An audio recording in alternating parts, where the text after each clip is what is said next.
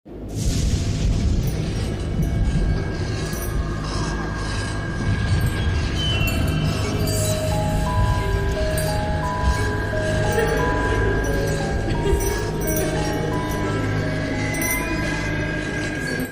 ini kita akan membahas mengenai Aisyah Susan. Aisyah Susan merupakan direktur perusahaan konveksi. Saat itu dia memiliki beberapa karyawan, salah satunya adalah Hermanto. Disitulah mereka bertemu. Hermanto yang pada saat itu berstatus bujangan jatuh hati kepada Susan. Susan merupakan majikannya sendiri, sekaligus Susan berstatus janda anak satu. Bagaimana ceritanya? Tonton sampai habis ya. Sekarang kita masuk ke latar belakang. Aisyah Susan Shi lahir di Taiwan pada tanggal 15 November 1952. Susan merupakan wanita warga negara Taiwan. Susan merupakan janda kaya raya yang tinggal di Tanjung Barat, Masraya, Pasar Minggu, Jakarta Selatan. Suatu hari, Susan bertemu dengan Hermanto, seorang pria yang lahir di Pemalang. Hermanto merupakan pria yang hanya lulusan SMA saja. Mulanya saat itu Hermanto bekerja sebagai karyawan Susan. Mereka saling tertarik dan akhirnya mereka pun berkenalan. Setelah cukup lama kenal dan juga dekat, Hermanto menikahi Susan yang berstatus janda. Dari pernikahan itu, Hermanto dan Susan dikaruniai seorang anak laki-laki yang bernama William, biasa disapa Boy. Dia berusia sekitar 10 tahunan. William siswa kelas 2 SD Jakarta International School. Sedangkan dari pernikahan sebelumnya, Susan juga memiliki anak perempuan bernama Julia. Julia pada masa itu merupakan siswi kelas 2 SMA. Di sisi lain, berkat menikahi janda Taiwan yang kaya raya, Hermanto pun ikut kecipratan hartanya. Hermanto hidup berkecukupan. Selain memiliki 2 ART yakni Eti dan Tati, Susan dan juga Hermanto memiliki 1 tukang kebun yang bernama Paiman.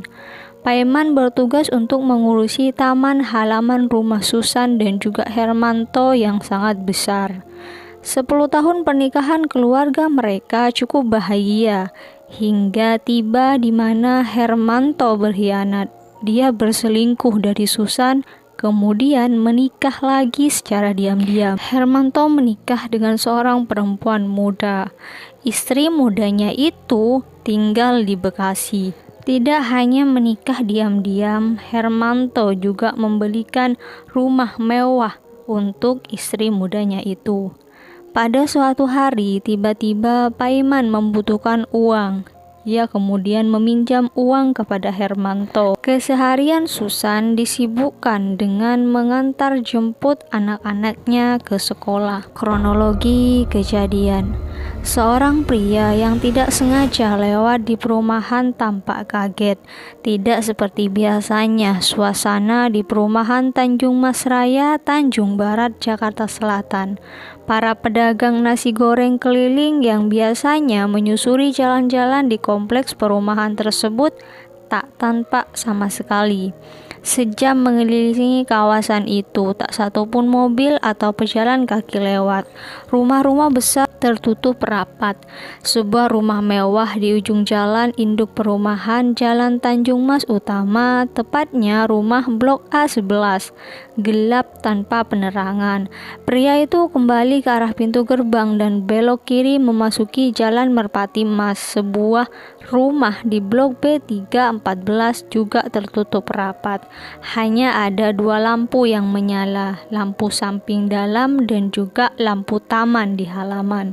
Lampu taman tersebut berdiri di sisi lubang yang masih dibiarkan menganga. Pada tanggal 1 Maret 2007, seperti biasa sekitar jam 8 pagi, Susan mengantar kedua anaknya, William alias Boy berusia 10 tahun ke sekolah dan juga mengantar Yuli. Sepulang dari sekolah, Susan bergegas ke ruang tengah. Disitulah Susan agak sedikit tidak nyaman karena di ruang tengah itu suara musik terdengar sangat keras. Saat itu Paiman tengah berada di ruang tengah tersebut. Tanpa basa-basi, Paiman si tukang kebun itu langsung menjambak dan membentur-benturkan kepala Susan ke tembok dan juga meja. Tak lama kemudian datanglah Hermanto, suami Susan. Bukannya menolong, Hermanto malah ikut membenturkan kepala Susan sekali lagi dengan sangat keras. Seketika pandangan Susan menjadi kabur dan Susan pun sekarat. Tak puas dengan aksi ala sirkusnya itu, Paiman menarik leher Susan lalu ia jerat dengan seutas tali sepatu warna putih. Saat Paiman membabi buta, Hermanto hanya terpaku melihat aksi Paiman membungkus istrinya Susan yang sudah ia nikahi lebih dari 11 tahun. Selanjutnya, Paiman kemudian menutup kepala Susan dengan tas kresek warna hitam. Tangan dan kakinya ia ikat.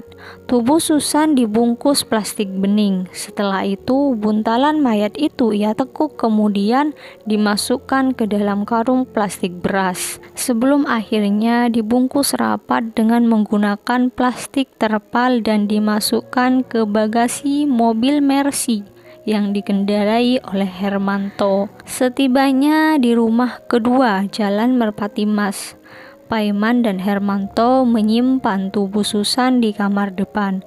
Lalu Paiman memanggil 3 tukang untuk menggali tanah dengan alasan membuat resapan air dengan panjang dan juga dalam 1 meter serta lebar 50 cm. Disaksikan Hermanto sekitar pukul 11 malam, Susan lalu dikebumikan sendiri oleh Paiman di lubang berukuran dalam dan panjang 1 meter dengan lebar 50 cm.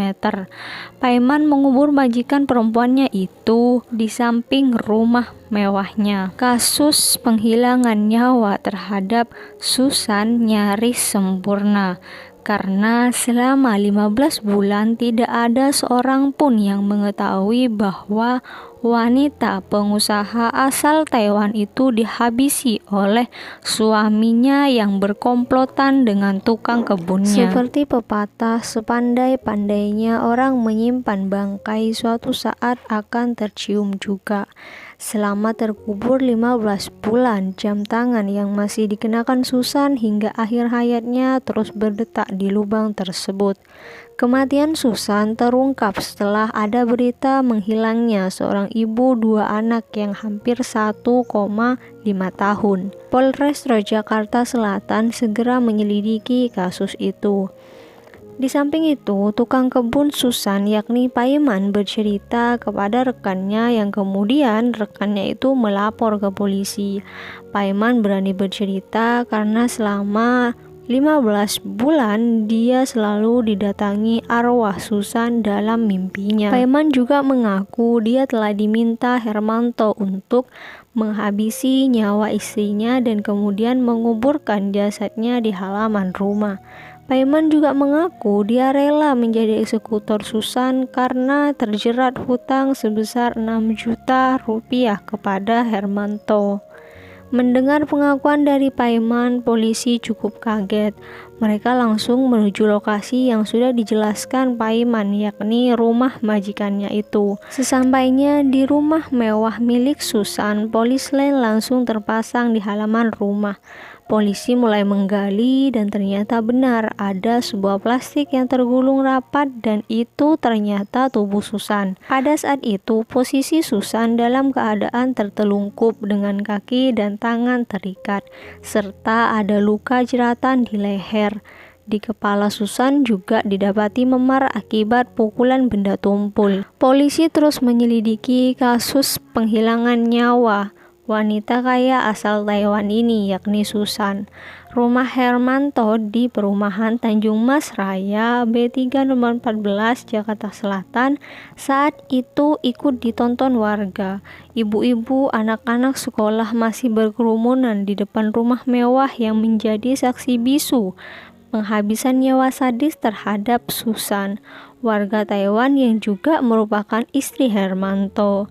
Hingga saat itu, Hermanto dan Paiman yang menjadi tersangka pembunuhan sadis tersebut masih dalam pemeriksaan intensif di Polsek Jakarta Selatan. Motif kasus pembunuhan Aisyah Susan berubah.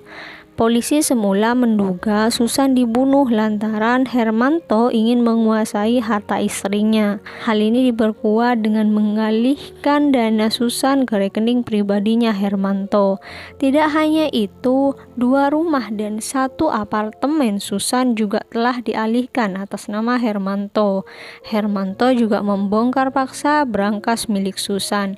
Namun kini Hermanto secara belak-belakan mengaku kepada polisi dia membunuh Susan lantaran tidak diperlakukan selayaknya sebagai suami, bukan karena ingin menguasai harta. Sejauh itu, aparat Polsek Jakarta Selatan telah menahan Hermanto, suami sekaligus otak pembunuhan Susan, dan juga Paiman, tukang kebun Susan. Sidang perdana kasus itu digelar di Pengadilan Negeri Jakarta Selatan.